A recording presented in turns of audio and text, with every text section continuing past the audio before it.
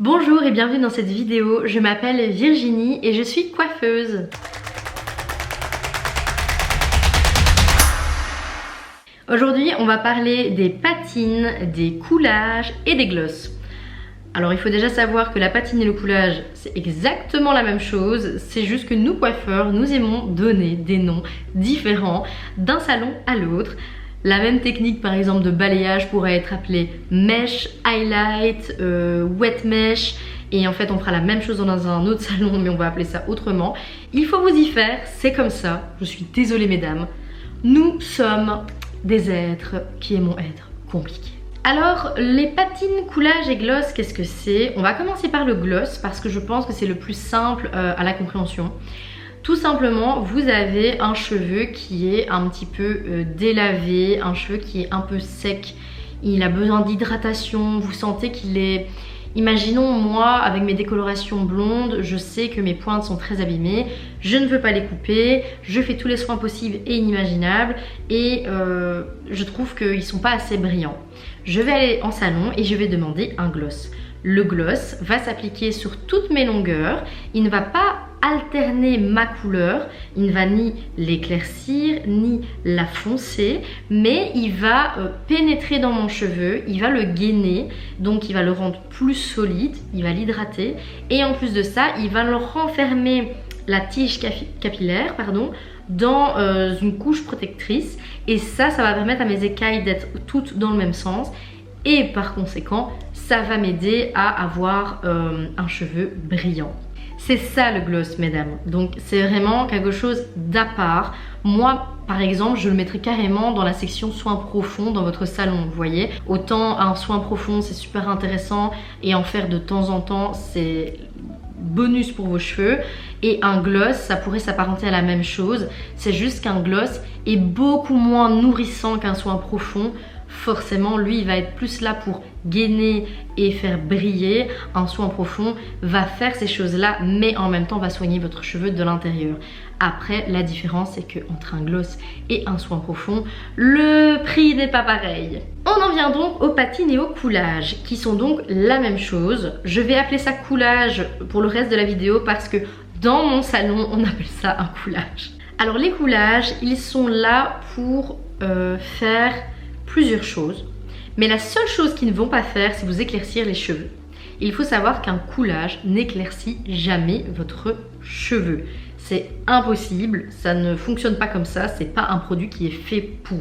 Très souvent j'ai des blondes en salon ou même à mon domicile qui me demandent oui j'ai pas le temps de refaire mes mèches mais on va faire un petit coulage comme ça leur donnera un côté plus clair, plus brillant. Non, pas du tout, je peux corriger une nuance, ajouter un reflet, foncer légèrement, faire briller, mais éclaircir, ça sera pas possible. Vous l'aurez donc compris, le coulage va servir à plusieurs choses. Donner un reflet. Imaginons, je suis blonde là maintenant et j'aimerais être chocolat, j'aimerais être caramel, mais je veux pas essayer de couleur permanente directement. Hop, un petit coulage foncé sur mes longueurs, ça va durer quelques semaines, quelques mois, et si vraiment j'aime pas, je pourrais récupérer mon blond. Comme ça. À l'inverse, je veux être rousse et je ne veux pas que ce soit trop abrasif pour mes cheveux. Un coulage roux qui va se délaver avec le temps, tout aussi parfait, ça va vraiment donner une nuance magnifique. J'ai des cheveux naturels et j'ai quelques reflets dans mes propres cheveux dus au soleil, la mer, le chlore. Voilà, j'ai des reflets, j'ai un cheveu naturel, je fais un coulage sur mes cheveux pour me donner la nuance que je souhaite obtenir.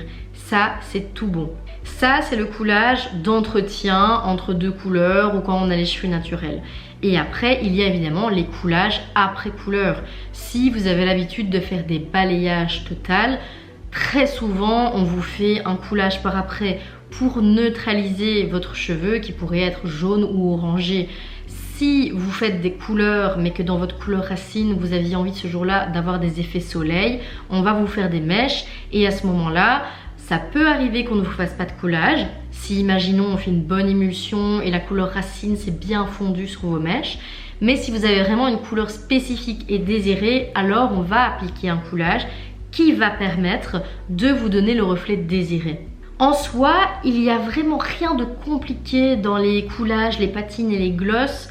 La seule chose, c'est qu'il faut bien comprendre que ça ne prend que pour une durée qui n'est pas permanente. Ça va dépendre du nombre de fois où vous lavez les cheveux par semaine, du shampoing que vous utilisez, de ce que vous faites comme activité, piscine ou autre. Tout dépend d'une personne à l'autre, c'est assez au cas par cas.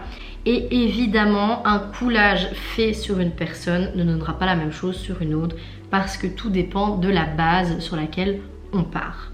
Le gros avantage du coulage, c'est que c'est un produit qui ne va pas abîmer vos cheveux. Contrairement aux couleurs permanentes ou contrairement à beaucoup d'autres types de produits, shampoing colorant ou autres, le coulage est vraiment inoffensif, on va dire. Il n'abîme pas du tout votre cheveu et il demande très peu d'entretien. Par exemple, j'ai un balayage, on a fait un coulage sur mes longueurs et on a fait également un coulage en racine. Ici, ma racine repousse depuis le mois de novembre de l'année passée, on est en avril. Quand même, vous pouvez constater qu'on ne voit pas une énorme démarcation. Et ça, c'est grâce au coulage.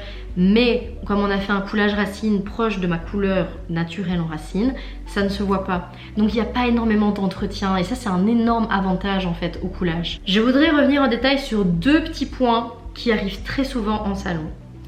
Le numéro 1, on m'a dit que le coulage il devait poser 10 minutes. Moi c'était 15 minutes. Dans un salon, on m'a laissé 30 minutes avec. Au secours. Les coulages, ça dépend tout simplement de la marque avec laquelle vous travaillez. Chaque salon va avoir des techniques différentes ou alors si vous avez des endroits qui ont pas trop bien pris dans vos cheveux, il se peut qu'on va vous faire d'abord poser les racines 10 minutes, les longueurs 10 minutes, tout change. N'essayez pas de vous assimiler au processus de couleur de vos cheveux. Je sais que c'est très tentant de demander c'est quoi la couleur que j'ai faite alors qu'elle n'a pas de nom, hein. Ça s'appelle pas caramel au brun chocolat de la papaye de je ne sais pas quoi, c'est un mélange de 6-7-7 avec un peu de 7, une touche de 8-1, voilà, c'est pas possible en fait, on va pas vous donner nos formules, les oxydants, les marques. Donc ne demandez pas et ne vous mettez pas dans le processus. Si on vous met 20 minutes, c'est que c'est 20 minutes. Si quand ça sonne, on vous dit t'inquiète pas, je finis le shampoing, je suis à toi, c'est qu'il n'y a pas à s'inquiéter. Il n'y a rien de pire que de voir des clientes vraiment dans un stress intense et me dire ça fait 20 secondes au moins que j'ai sonné, c'est pas que vous nous embêtez, pas du tout, mais moi je me mets à votre place, j'ai parfois l'impression que j'ai des clientes, elles vont faire un arrêt cardiaque si je les rince pas 10 secondes avant que la minuterie sonne. Et le deuxième point, je l'ai déjà un petit peu explicité avant, mais mesdames, arrêtez de nous demander ce qu'on fait dans vos cheveux. On a fait un diagnostic, on a regardé ensemble ce que vous aimeriez, on a vu des photos de ce que vous voulez maintenant, des photos de ce que vous n'aimez pas du tout et de ce que vous ne voulez pas. On vous dit qu'on fait plus cendré, on fait plus cendré. Ça veut pas dire que ça va être foncé ou que ça va être gris. Ça veut dire qu'on fait plus cendré en fonction de ce qu'on a déjà vu avant. Voilà, c'est laisser le métier au coiffeur. C'est pas du tout un coup de gueule, pas du tout, mais je voulais profiter de cette vidéo explicative justement sur les patines, les coulages et les glosses parce que je sais que ma cible d'écoute sur cette vidéo sera probablement des non-professionnels de la coiffure et en tant que cliente, je trouve que c'est plus agréable de savoir ce qu'il se passe mais aussi de savoir ce qui pourrait agacer votre coiffeur. Personnellement, je vais jamais aller demander à un cuisinier dans un restaurant, peu importe s'il est étoilé ou non, s'il a bien mis un beurre demi-sel parce que je trouve que c'est meilleur pour la santé. Voyez ? Merci d'avoir suivi cette vidéo jusqu'au bout, même si j'adore papoter de choses et autres. J'espère que je me suis pas trop dispersée moi-même dans ces explications. Je vous donne rendez-vous lundi prochain pour une vidéo un petit peu spéciale et cette fois-ci je me permets de vous la spoiler. Je vais faire une vidéo sur Lazuli Hair, donc sur moi-même en fait. Et j'espère qu'elle vous plaira. C'est une vidéo, on va dire, hors série des conseils de coiffure. J'ai eu l'envie de vous partager ceci parce qu'on va arriver bientôt à la 10e semaine, 10e vidéo et je trouvais ça chouette de pouvoir partager un petit peu avec vous mon expérience. Donc à très bientôt dans une prochaine vidéo qui parlera de moi et puis on reviendra à des vidéos conseils.